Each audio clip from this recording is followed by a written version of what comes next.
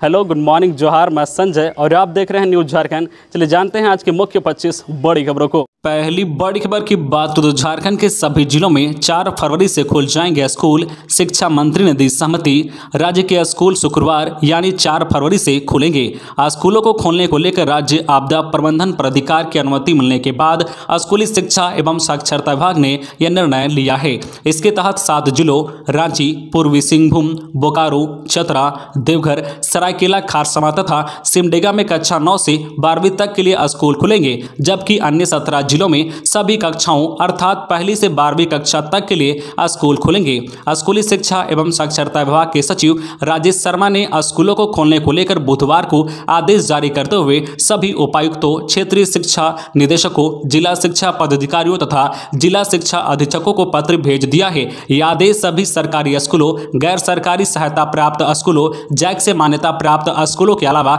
CBSE तथा CISCE से संबंधित स्कूलों के लिए लागू होगा। इधर स्कूली शिक्षा एवं साक्षरता विभाग के मंत्री जगन्नाथ महतो ने बुधवार को कहा है कि बच्चे अभिभावकों की अनुमति से स्कूल आएंगे। साथ ही ऑनलाइन कक्षा का भी विकल्प बच्चों के पास होगा। कोविड से बचाव को लेकर जारी गाइडलाइन का सख्ती से पालन करा जाएगा। शिक्षकों और बच्चों के लिए मास्क पहनना अनिवार्य होगा। उन्होंने कहा है कि जिन 7 जिलों में जहां अभी 9वीं कक्षा से स्कूल खुलेंगे, वहां शीघ्र ही सभी कक्षाओं के लिए स्कूल खुलेंगे। अगली बड़ी खबर की बात करें तो शिक्षा मंत्री मैट्रिक तथा इंटरमीडिएट सहित सभी परीक्षाएं होगी ऑफलाइन। शिक्षा मंत्री ने कहा है कि मैट्रिक और इंटरमीडिएट सहित सभी परीक्षाएं ऑफलाइन होगी। साथ ही सभी परीक्षाएं समय पर होगी ताकि सत्र समय पर पूरा हो सके। इधर विभाग मैट्रिक तथा इंटरमीडिएट की परीक्षा मार्च माह में लेने की तैयारी कर रहा है। वहीं इन्हें भी जानना जरूरी। वहीं शिक्षकों को स्कूल आने के लिए दोनों डोज का टीका लेना अनिवार्य होगा। सभी आवासीय स्कूल और छात्रावास भी खुलेंगे। बच्चों की उपस्थिति अनिवार्य नहीं की जाएगी। प्रशासनिक कार्यों के लिए शिक्षकों एवं अन्य कर्मियों की उपस्थिति बनेगी। जिन जिलों में जितनी कक्षाओं के लिए स्कूल खोलने की अनुमति मिली है, उनमें उन कक्षाओं के लिए कोचिंग भी खुलेंगे। स्कूलों में सामूहिक कार्यक्रम नहीं होगा।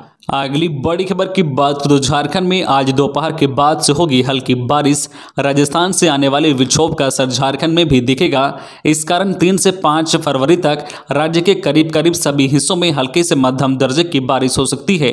5 फरवरी को भी कहीं कहीं हल्की बारिश होगी।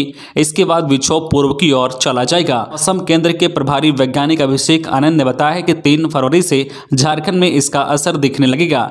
3 फरवरी की यानी आज देर रात को राज्य के उत्तर पूर्वी तथा सटे हुए मध्य भाग में गर्जन के साथ बारिश हो सकती है। वहीं 4 फरवरी को राज्य के सभी हिस्सों में हल्के से मध्यम दर्जे की बारिश का अनुमान लगाया गया है। वहीं 5 फरवरी को कहीं कहीं हल्की बारिश होगी। इसके बाद विक्षोभ पूर्व की ओर चला जाएगा, फिर मौसम साफ हो सकता है। वहीं न्यूनतम तापमान में 3 से 5 डिग्री सेल्सियस की वृद्धि हो सकती है। अगली बड़ी खबर की बात करें तो झामुमो के 43वें स्थापना दिवस का मुख्य समारोह दुमका में। सीएम हेमंत बोले, यूपी में डूबने वाली है भाजपा की लुटिया, नहीं चलेगा प्रपंच। झारखंड के मुख्यमंत्री हेमंत सोरेन ने कहा है कि यूपी में भाजपा की लुटिया डूबने वाली है। पार्टी का प्रपंच ज्यादा दिन रहने वाला नहीं है। उन्होंने कहा है कि जनता को भाजपा से सावधान रहना होगा। रेलवे, हवाई अड्डे बेचे जा रहे हैं। बजट में किसान हित को बाहर कर दिया गया है। केवल अमीरों को लाभ दिया जा रहा है। यह एक तरफा बजट है। राज्य सरकार केंद्र से अपने हक और अधिकार की मांग कर रही है। केंद्र के उपक्रम झारखंड से संचालित हैं। कोयला खनन कर रहे हैं, लिहाजा केंद्र को झारखंड के हितों का ध्यान रखना चाहिए। उन्होंने कहा है कि राज्य के भारी दबाव के कारण केंद्र ने विस्थापितों को केंद्रीय उपक्रमों में 1 करोड़ तक का टेंडर देने की मांग मान ली है। मुख्यमंत्री हेमंत सोरेन दुमका में आयोजित झारखंड मुक्ति मोर्चा के 43वें स्थापना दिवस कार्यक्रम को संबोधित कर रहे थे। इससे पहले उन्होंने विभिन्न महापुरुषों की प्रतिमा पर माल्यार्पण कर उन्हें नमन किया। इसके बाद कार्यक्रम की औपचारिक शुरुआत की घोषणा की। अगली बड़ी खबर की बात करें तो 3 मार्च को पेश होगा झारखंड का बजट। 25 फरवरी से 25 मार्च तक चलेगा बजट सत्र। इस दौरान 17 कार्य दिवस होंगे। झारखंड का बजट इस बार 3 मार्च को विधानसभा में पेश किया जाएगा। झारखंड विधानसभा का बजट सत्र 25 फरवरी से 25 मार्च 2022 तक आहूत है। मंत्रिमंडल सचिवालय व निगरानी विभाग की ओर से इसकी अधिसूचना जारी कर दिया गया है। अधिसूचना के मुताबिक 25 फरवरी को राज्यपाल रमेश बैस के अभिभाषण के साथ बजट सत्र शुरू होगा। 5वें विधानसभा के 8वें बजट सत्र में कई विधेयक भी पेश किए जाएंगे। वहीं 3 मार्च को वित्त वर्ष 2022-23 का बजट पेश होगा। बजट सत्र में कुल 17 कार्य दिवस होंगे। इस दौरान कई अवकाश भी रखे गए हैं। लगभग 1 महीने तक चलने वाले इस बजट सत्र में 4 मुख्यमंत्री प्रश्नकाल भी होंगे। इसके तहत विधानसभा के सदस्य सीधे मुख्यमंत्री से सवाल कर सकेंगे। मुख्यमंत्री प्रश्नकाल प्रत्येक सोमवार यानी 28 फरवरी, 7 मार्च, 14 मार्च और 21 मार्च को निर्धारित किया गया है। खबरों में आगे बढ़ने से पहले आपसे रिक्वेस्ट है कि अगर आप चैनल को सब्सक्राइब नहीं किए हैं तो प्लीज़ चैनल को सब्सक्राइब करके बेल आइकन प्रेस कर दें, जिससे आपको झारखंड की हर छोटी बड़ी खबर का अपडेट आप तक पहुंचता रहे। चलिए बढ़ते हैं खबरों की ओर। अगली बड़ी खबर की बात करें तो जेल से बाहर निकलने वाले अपराधियों की रद्द होगी जमानत। पुलिस मुख्यालय में डीजीपी नीरज सिन्हा ने बुधवार को सभी जिलों के SSP, SP, range DIG, zonal IG के साथ अपराध की समीक्षा पर वीडियो कॉन्फ्रेंसिंग की। बैठक का विषय था जिलों में हत्या, डकैती, लूट, फिरौती के लिए अपहरण, भयादोहन, दुष्कर्म, संगठित अपराध व लंबित कांडों के निष्पादन की दिशा में क्या हुई और क्या हो रही कार्रवाई। हाल के दिनों में घटित घटनाओं की समीक्षा के दौरान डीजीपी सख्त दिखे। उन्होंने सभी अधिकारियों से कहा है कि इन घटनाओं के चलते विधि व्यवस्था के प्रति लोगों की जो धारणा पर प्रतिकूल प्रभाव पड़ा है। डीजीपी ने यह आदेश भी दिया है कि इन घटनाओं में शामिल अपराधियों के विरुद्ध सख्त कार्रवाई करे। इतना ही नहीं, उन्होंने यह भी आदेश दिया है कि ऐसे कुख्यात अपराधी जो वर्तमान में जमानत पर रहने के बावजूद आपराधिक गतिविधियों में शामिल हैं, उनके विरुद्ध जमानत रद्द करने की कार्रवाई करे। अगली बड़ी खबर की बात तो झारखंड हाईकोर्ट को मिल सकता है एक और नया जज। झारखंड हाईकोर्ट को एक और नया जज मिल सकता है। सुप्रीम कोर्ट कॉलेजियम ने न्यायिक सेवा के अधिकार प्रदीप कुमार श्रीवास्तव का नाम जज के लिए दोबारा भेजा है। इससे पहले भी सुप्रीम कोर्ट ने न्यायिक सेवा के 5 अधिकारियों का नाम सरकार को भेजे थे। तब 4 जजों के नाम को केंद्र सरकार ने मंजूरी दी थी और प्रदीप कुमार श्रीवास्तव के नाम को होल्ड कर दिया था।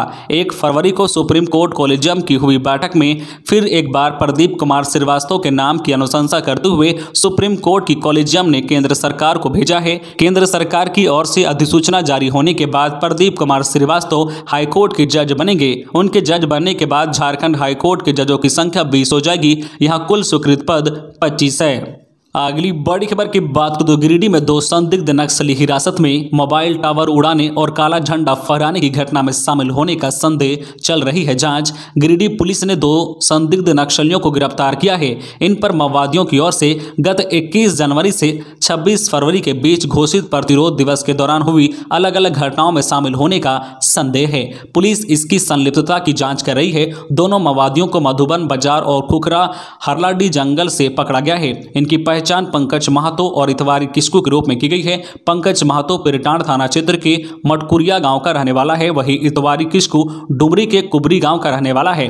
पुलिस पंकज महतो से पूछताछ कर रही है। इतवारी को जेल भेज दिया गया है। पुलिस सूत्रों की माने तो दोनों नक्सली कृष्णा हासदा दस्ते से जुड़े हुए हैं। प्रतिरोध दिवस के दौरान मधुबन के जयनगर और खुखरा थाना इलाके में 2 मोबाइल टावर उड़ाने में ये लोग शामिल रहे हैं।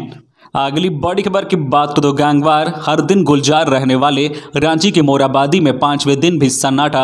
रांची के मोराबादी क्षेत्र में हुए गैंगवार के बुधवार को लगातार 5वें दिन भी मोराबादी में ठेला खोमचा वालों की दुकानें बंद रही। कभी रात 11 बजे तक गुलजार रहने वाला यह इलाका पिछले 5 दिनों से ऐसा प्रतीत होता है जैसे कोई कर्फ्यू लगा हो। हालांकि मंगलवार को देर शाम उपनगर आयुक्त के आश्वासन के बाद दुकानदारों ने अपना धरना खत्म कर दिया है। निगम ने दुकानदारों को आश्वस्त किया है कि उन्हें मोराबादी में ही दूसरी जगह शिफ्ट किया जाएगा। इसके लिए वैकल्पिक जगह पर साझा तौर पर विचार किया जाएगा। गौरतलब है कि मोराबादी में युवा, छात्र छात्राएं और गरीब भी हर दिन भोजन करने और आसपास के पार्क में घूमने आते रहते हैं, जिससे इस जगह पर हमेशा चहल पहल मची रहती है। अगली बड़ी खबर की बात करें तो गिरिडीह के गांवा सामुदायिक केंद्र में हुआ हंगामा। बांध्यकरण कराने वाली महिलाओं से छुट्टी देने के नाम पर 50-50 रुपए की वसूली, हुआ विरोध। गिरिडीह के गांवा सामुदायिक स्वास्थ्य केंद्र में बुधवार को हंगामा हो गया। बताया जा रहा है कि अस्पताल में बांध्यकरण कराने वाली महिलाओं को जल्दी छुट्टी देने के नाम पर स्वास्थ्य कर्मियों ने 50-50 रुपए की वसूली शुरू कर दी। इसके विरोध में कुछ लोगों ने अस्पताल में हंगामा किया। सर्जरी कराने वाली कुछ महिलाओं ने दावा किया है कि ऑपरेशन थिएटर से वार्ड में शिफ्ट कराने के दौरान भी 50-50 रुपए लिए गए थे। स्वास्थ्य कर्मियों पर लगे आरोप के बारे में पूछे जाने पर प्रखंड चिकित्सा पदाधिकारी डॉक्टर चंद्रमोहन कुमार ने बताया कि उन्हें इसकी जानकारी नहीं है। अगर लिखित शिकायत मिलती है तो मामले की जांच कराई जाएगी। अगली बड़ी खबर की बात करें तो समाज के अंतिम व्यक्ति को उसके दरवाजे तक हक व अधिकार दे रही सरकार। जेएमएम की स्थापना दिवस पर सीएम ने कही यह बात। दुमका के गांधी मैदान में जेएमएम का 43वां स्थापना दिवस आयोजित हुआ। इस मौके पर सीएम हेमंत सोरेन ने कहा है कि समाज के अंतिम पायदान में बैठे व्यक्ति को उसके दरवाजे पर उसका हक और अधिकार देने का काम राज्य सरकार कर रही है। वही समाज के सभी वर्ग और तबके के हित में कार्य योजनाएं भी बनाई जा रही है। सीएम श्री सोरेन ने कहा है कि पिछले 100 सालों से झारखंड की खनिज संपदाओं का लूट हो रहा है। हमारी सरकार केंद्र से वाजिब हिस्सा मांग रही है ताकि इस राज्य की जो है मजबूत नींव रखी जा सके। यदि लड़िएगा नहीं तो यहाँ के लोग को उनका वाजिब हक और अधिकार मिलने वाला नहीं है। उन्होंने केंद्र के बजट को गरीब व किसान विरोधी बताया है। अगली बड़ी खबर की बात करें तो विनोद बिहारी के नाम पर होगा बोकारो हवाई अड्डा का नामांकन। भाजपा आसू सांसदों ने केंद्रीय मंत्री से की मुलाकात। भाजपा आसू के सांसदों ने बुधवार को नागरिक उड्डयन मंत्री ज्योतिरादित्य सिंधिया को ज्ञापन देकर बोकारो में निर्मित हवाई अड्डे का नाम झारखंड आंदोलन के मूर्धन्य नेता झामू के संस्थापक विनोद बिहारी महतो के नाम पर विनोद बिहारी महतो हवाई अड्डा बोकारो करने की मांग की है। मंत्री को यह ज्ञापन गिरिडीह के आसू सांसद चंद्र प्रकाश चौधरी, गोमिया के विधायक लंबोदर महतो, जमशेदपुर के भाजपा सांसद विद्युत वरण महतो एवं पूर्णिया के सांसद ज्योतिर्मय सिंह महतो ने संयुक्त रूप से दिया है। यह जानकारी आसू के केंद्रीय महासचिव एवं जिला सांसद प्रतिनिधि संतोष महतो ने दी है। अगली बड़ी खबर की बात करें तो धनबाद जज मौत मामले में आरोपी लखन और राहुल वर्मा के खिलाफ आरोप तय। 22 फरवरी को होगी अगली सुनवाई। धनबाद के अपर जिला एवं सत्र न्यायाधीश अष्टम उत्तम आनंद की मौत मामले में अतिरिक्त जिला एवं सत्र न्यायाधीश 3 की कोर्ट ने आरोपी लखन कुमार वर्मा और राहुल कुमार वर्मा के खिलाफ आरोप तय किया है। दोनों आरोपियों के खिलाफ हत्या, सबूत नष्ट करने एवं सामान्य इरादा के तहत अपराध करने को लेकर मामला दर्ज है। इस पर कोर्ट ने बुधवार को आरोप तय किया है। इस मामले में अगली सुनवाई 22 फरवरी 2022 को होगी। अगली बड़ी खबर की बात करें तो अब सूखा और गीला कचरा का होगा अलग उठाव। रांची शहर में सफाई कार्यों में तेजी लाने के लिए रांची नगर निगम ने बुधवार को 40 टाटा एस गाड़ियों का उद्घाटन किया है। इन गाड़ियों में सूखा और गीला कचरे का अलग अलग उठाव होगा। इसके लिए इनमें अलग अलग जो है कंपार्टमेंट बने हुए हैं। इस कड़ी में टाटा मोटर्स के डीलर की ओर से बुधवार को पहली खेप के तहत 40 गाड़ियों की डिलीवरी दी गई है, जबकि 40 गाड़ियों की दूसरी खेप 15 दिनों के भीतर आ सकती है। अगली बड़ी खबर की बात करें तो भोजपुरी, मगही और अंगिका भाषा के खिलाफ बेरमो के नावाडीह में निकला जन सैलाब। भोजपुरी, मगही व अंगिका भाषा को बोकारो व धनबाद जिले में क्षेत्रीय भाषा में शामिल किए जाने के खिलाफ 2 फरवरी को झारखंडी भाषा संघर्ष समिति के बैनर तले नावाडीह में विरोध प्रदर्शन किया गया। ग्रामीण स्वर्गीय विनोद बिहारी महतो ग्रामीण स्टेडियम नावाडीह से निकलकर भेंडरा मोड़ नावाडीह बस स्टैंड होकर जो है गोबरगढ़ा फुटबॉल मैदान पहुंचे, जहां सभा हुई। लोग जो बाहरी भाषा नहीं चलेगी, भोजपुरी मगही भाषा वापस लो, 1932 के खतियान के आधार पर स्थानीय नीति लागू करो, हेमंत सरकार होश में आओ आदि नारे लगा रहे थे। सभा को संबोधित करते हुए जयराम टाइगर ने कहा है कि भाषा एक झांकी है, 1932 खतियान की लड़ाई अभी बाकी है। नावाडीह प्रखंड प्रमुख पूनम देवी ने कहा है कि बोकारो धनबाद की भाषा, संस्कृति व सभ्यता को बचाने के लिए हेमंत सरकार को इन दोनों जिले से भोजपुरी मगही आदि भाषाओं को वापस लेना होगा। अगली बड़ी खबर की बात को सत्ता में आए तो संगठन को भूल गए कांग्रेसी। अब प्रदेश प्रभारी की फटकार पर जनता दरबार लगाकर मंत्री काम करेंगे, कार्यकर्ताओं की नाराजगी। कांग्रेस के कार्यकर्ता सरकार से नाराज चल रहे हैं, खासकर कांग्रेस कोटे से बने मंत्रियों से। इसका खामियाजा संगठन पर पड़ रहा है। नवनियुक्त प्रदेश प्रभारी अविनाश पांडे की पहली ही प्रदेश यात्रा में विवाद फलक पर आ गया है। प्रदेश प्रभारी ने मंत्रियों से ये दूरियां मिटाने का निर्देश दिया है। इसी के मद्देनजर सत्ता और संगठन के बीच की खाई को पाटने के लिए अब कांग्रेस कोटे के मंत्री हर शनिवार को कांग्रेस के प्रदेश मुख्यालय में जनता दरबार लगाएंगे। यहां कांग्रेस के कार्यकर्ता अपनी बात रख सकते हैं। प्रदेश कांग्रेस प्रभारी राजेश ठाकुर व ग्रामीण विकास मंत्री शाह, विधायक दल के नेता आलमगीर आलम ने संयुक्त रूप से प्रेस कॉन्फ्रेंसिंग कर इसकी जानकारी दी। अगली बड़ी खबर की बात करें तो भोजपुरी, मगही, मैथिली, बांग्ला, उर्दू, उड़िया, अंगिका को क्षेत्रीय भाषा से हटाए। मूलवासी सदन मोर्चा ने कहा है कि भोजपुरी, मगही, उर्दू, बांग्ला और उड़िया भाषा झारखंड का क्षेत्रीय भाषा नहीं है, इसलिए सरकार को तुरंत इसे वापस लेना चाहिए। ये बातें मूलवासी सदन मोर्चा के नेताओं ने आयोजित एक प्रेस वार्ता में कहा है। उन्होंने कहा है कि कई दशकों के संघर्ष और शहादत के बाद झारखंडियों को अपनी पहचान व राज्य मिला है, लेकिन झारखंड के राजनेताओं की इच्छा शक्ति की कमी के कारण झारखंडियों को हो रहा है नुकसान। सरकार झारखंडियों की भाषा और अधिकारों को लूटने और मिटाने में लगी हुई है। क्षेत्रीय दलों ने भी झारखंडी और झारखंड के साथ धोखा व विश्वासघात किया है। अगली बड़ी खबर की बात करें, रिम्स में कोविड पॉजिटिव के 4 मरीज घटे, 2 की मौत। रांची स्थित रिम्स अस्पताल में कोविड पॉजिटिव के 4 मरीज घटे हैं, साथ ही 2 मरीज की मौत हो गई है। रांची सहित पूरे राज्य में कोरोना संक्रमित मरीजों के मिलने का सिलसिला जारी है। मंगलवार को रिम्स में कोविड पॉजिटिव के 32 मरीज थे। बुधवार को यह संख्या घटकर 28 हो गई है। रिम्स के प्रवक्ता डॉक्टर DK सिन्हा ने बुधवार को यह जानकारी दी है। उन्होंने बताया कि रिम्स में 28 कोविड पॉजिटिव के मरीज का इलाज चल रहा है। वहीं उन्होंने बताया है कि बुधवार को कोविड पॉजिटिव के 2 मरीजों की मौत हुई है। कोविड से मरने वाले मरीजों में 67 वर्षीय रामचरण महतो और 83 वर्षीय योगेंद्र राय शामिल हैं। उन्होंने बताया कि रिम्स में ब्लैक फंगस और पोस्ट कोविड का एक भी मरीज भर्ती नहीं है। अगली बड़ी खबर की बात करें तो छठी JPSC की प्रक्रिया को चुनौती देने के मामले पर सुनवाई 16 को। छठी JPSC के दोबारा जारी परिणाम को चुनौती देने वाली याचिका पर हाईकोर्ट में 16 फरवरी को सुनवाई होगी। बुधवार को इस मामले में सुनवाई के दौरान अदालत ने कई बिंदुओं पर प्रार्थी से जानकारी मांगी है। Chief justice doctor Ravi Ranjan और जस्टिस सुजीत नारायण प्रसाद की अदालत ने जानना चाहा कि प्रार्थी राहुल कुमार जब साक्षात्कार में शामिल हो चुके हैं तो फिर पूरी प्रक्रिया को कैसे चुनौती दे सकते हैं। प्रार्थी के अधिवक्ता सुभाषिष रसिक सोरेन ने बताया कि कुल 4 प्रार्थियों में से 2 परीक्षा प्रक्रिया में शामिल हुए थे और 2 अन्य राजकुमार मिंज और प्रकाश कुमार ने मुख्य परीक्षा का बहिष्कार किया था। JPSC के अधिवक्ता ने कोर्ट को बताया कि छठी JPSC के अतिरिक्त 965 रिजल्ट कोर्ट के आदेश के आलोक में आया था। इसके बाद कोर्ट ने अगली सुनवाई की तारीख 16 फरवरी को मुकर्रर कर दी। अगली बड़ी खबर की बात करें तो जमशेदपुर में आपसी विवाद में चली गोली, 4 से 5 राउंड हुई फायरिंग, मारपीट में घायल युवक को भेजा गया अस्पताल। पूर्वी सिंहभूम के जमशेदपुर में बुधवार को गोली चल गई है। गुलमुरी थाना क्षेत्र के केबुल टाउन स्थित केबुल क्लब हाउस के पास यह घटना हुई है। वारदात में एक युवक घायल हुआ है। इसकी पहचान रोहित पाठक के रूप में की गई है। वही हमले का आरोप कुणाल सिंह और उदय चौधरी पर लग रहा है। बताया जा रहा है कि पुलिस ने मौके से गोलियों के खोखे और बाइक बरामद किया है। कुछ प्रत्यक्षदर्शियों की ओर से बताया जा रहा है कि 4 से 5 राउंड गोलियां चली है। घायल युवक को इलाज के लिए अस्पताल में भर्ती कराया गया है। बताया जाता है कि केबुल क्लब हाउस के पास कुछ लड़कों की भीड़ लगी थी। अचानक उनके बीच विवाद होने लगी। थोड़ी देर में गाली गलौज शुरू हो गया। इसी दौरान कुछ लड़कों ने फायरिंग कर दी।